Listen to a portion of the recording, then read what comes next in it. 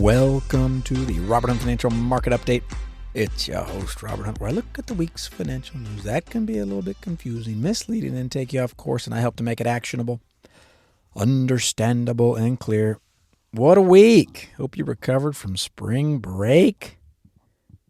Hope you're ready to get back into the saddle with the RHF Market Update. 3 great articles throughout the past 2 weeks. I took the liberty of combining the last 2 weeks because we had some good ones.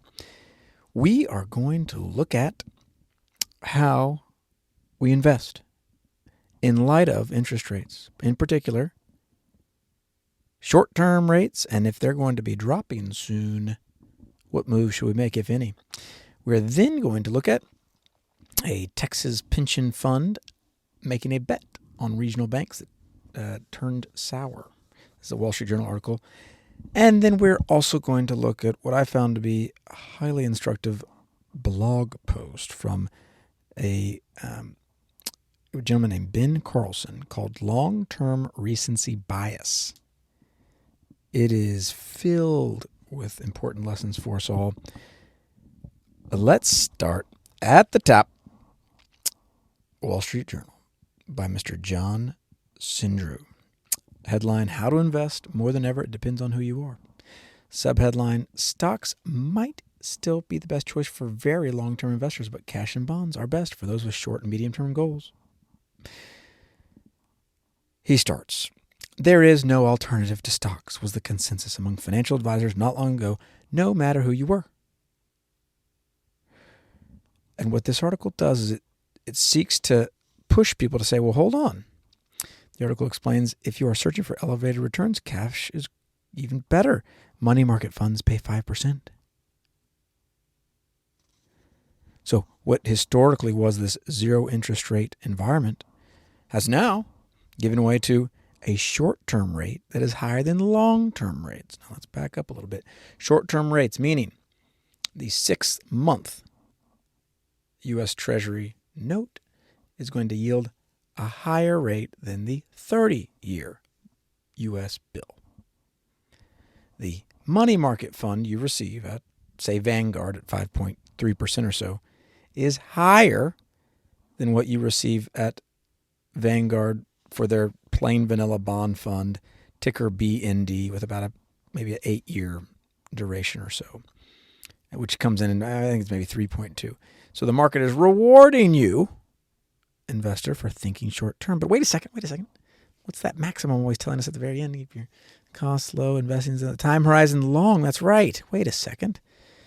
Am I falling into a trap here? Are we falling into a trap, investor, by getting sucked into these higher yielding short-term instruments? Yeah, I think it's very possible. So what I have seen, what I felt in myself, is that there's a real temptation to say, well, why don't I just camp out in cash here? Why don't I camp out, enjoy the 5% rates, and I'll just see how this market shakes out. You hear that paper in the background? That's me flipping the page. Let's just see how the market shakes out. You ever heard that? I don't trust this market. Let's just see what happens here. Well, my recommendation to you is to look at the real long-term chart. So before we get too caught up into stocks and bonds and cash and allocations and short-term rates, what do I want us to do? Well, let's look at how long-term. Well, have I got the chart for you? The chart goes from 1801 to 2021. You heard that right, 1801 to 2021. $1 invested in just cash. Okay, just cash. Now this is like a paper $1 bill. What do you think it's worth about 220 years after? If you guessed 4 cents, you're right. That is what inflation did to you over the long term. Now, admittedly, it may feel like a Goldilocks era when the stated inflation rate is lower than what you're earning on your money market fund, but that ain't going to last. The Federal Reserve has already said, hey, we're lower. I think came out maybe a couple days ago. 3 cuts. So you're going to have to do something. Now, for the astute listener, you might say, well, hold on, Robert, you just gave us the U.S. dollar over 220 years. What about the other asset classes? Glad you asked. Gold, $1 in 1801 turned into $4 in 2021. Shorter-term bills, U.S. government bills, that's shorter-term debt, $1 turned into $245 from 1801 to 2021. Bonds, these are longer-term debt instruments, $1 turned into $2,163. What about stocks? I know people are asking, from 1801 to 2021, how much did $1 turn into? I'll let you think about this one, because the answer might surprise you. Well, $1 turned into $2.33 million. That's right. Annualized return of 6.9% over 221 years. $1 becomes $2.3 million. That's stock. So when we think about, all right, if we're going to keep our time horizon long, we probably shouldn't play around too much with this cash stuff. It's fine to keep it short-term instrument if you've got a home purchase or a car purchase, but the idea of relying on cash for your long-term investment plan, no bueno. No bueno. So I'll put myself in the camp perhaps against what Mr. Sindru was saying. I was saying, yeah, there really isn't an alternative to stocks over the long pull. Now, you might say I'm not living 220 years, but I'd hate to fight against that trend. Anything can happen, but I would hate to fight against that trend. And then we have headline, Texas pension funds bets on regional banks turn sour. Ill-timed wagers demonstrate the challenges of opportunistic tactics. This is by Heather Gillers. A Texas pension fund lost $9 million over the past 13 months investing in U.S. regional banking firms just days before their stock prices collapsed. The bets on New York Community Bank, First Republic Bank, and SVB Financial Group were tiny compared with the $38 billion in assets that the Texas fund safeguards on behalf of retired public workers. Employees Retirement System of Texas, or ERS, has disputed the idea that the bank trades were risky and said overall pension fund returns are strong. Interesting. Here's a quote from Employee Retirement System of Texas, the chief investment officer. David Veal says, our strategic focus is to build a well-diversified portfolio that delivers attractive risk-adjusted returns for the entire $38 billion. Focusing on a relative few poorly performing stocks out of hundreds of holdings misses the much bigger picture. Now, here I am. No surprise. I've got issues with it. Because what it reveals is that there may not be a cohesive strategy of investment being held at the Employee Retirement System of Texas. If we are taking these long shot bets, and it says that they dispute these aren't risky, of course they're risky. It's madness to consider potentially failing banks buying their individual stocks as not risky. Of course it's risky. And they lost money. They showed charts, and this is not to pick fun at this group. I think they probably do better than most of us could at stock picking. This is to pick fun at the stock picking practice generally. So it showed when they bought, and they bought right before these things just crashed. This is just really hard.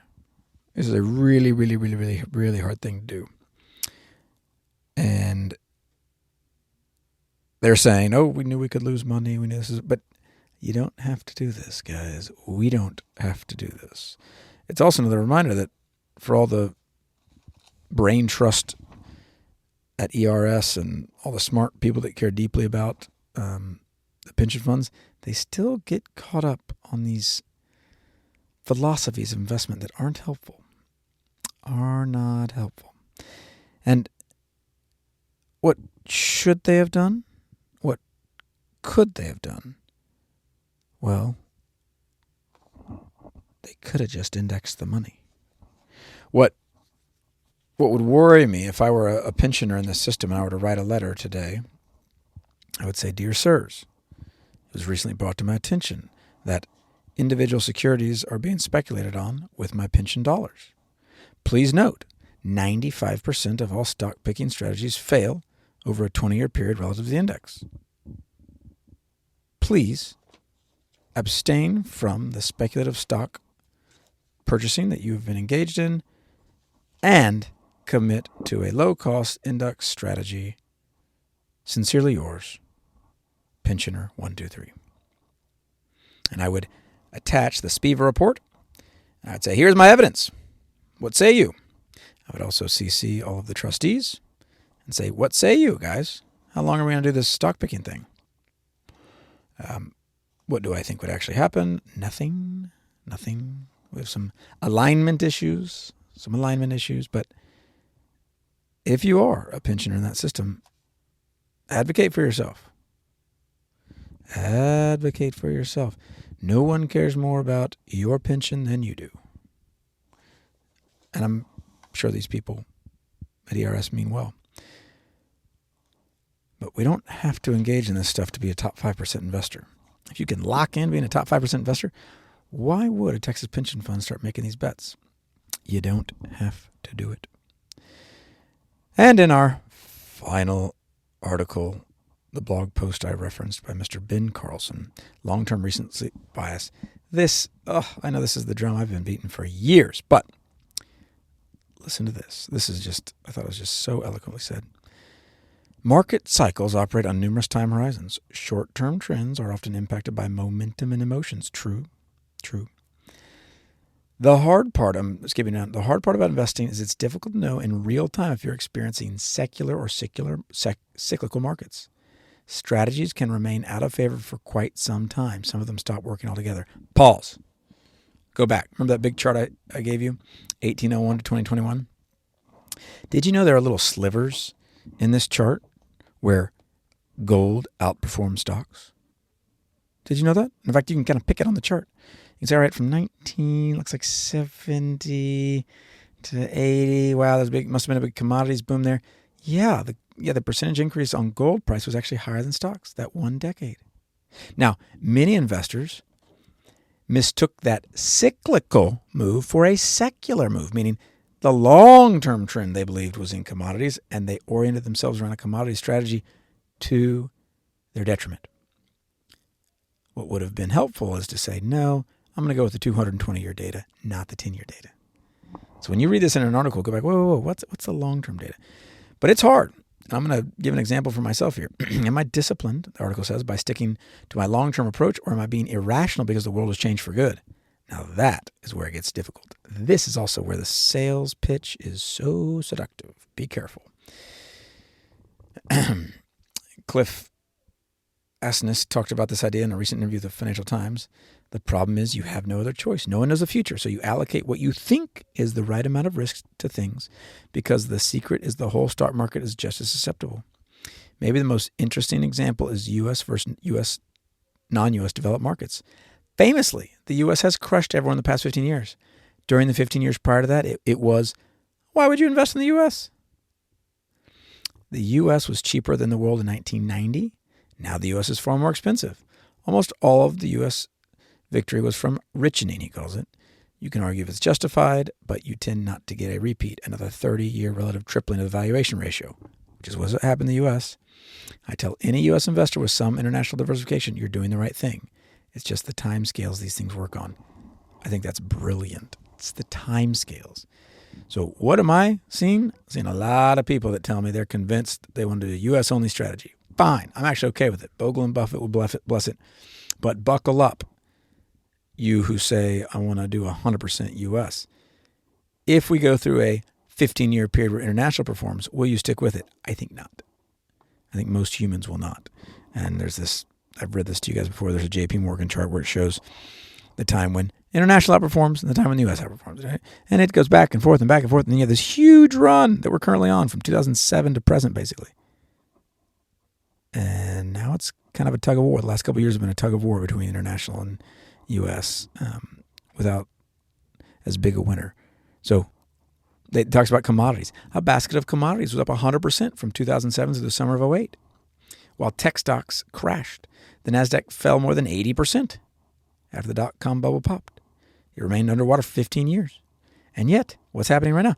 The NASDAQ has been crushing it for well over a decade. It's up almost 800% in total since the start of 2012. Annual returns close to 20% per year. See how tough this is? And by the way, no one predicted that. No one predicted that. This gentleman talked about all the pitches he went to in that time period.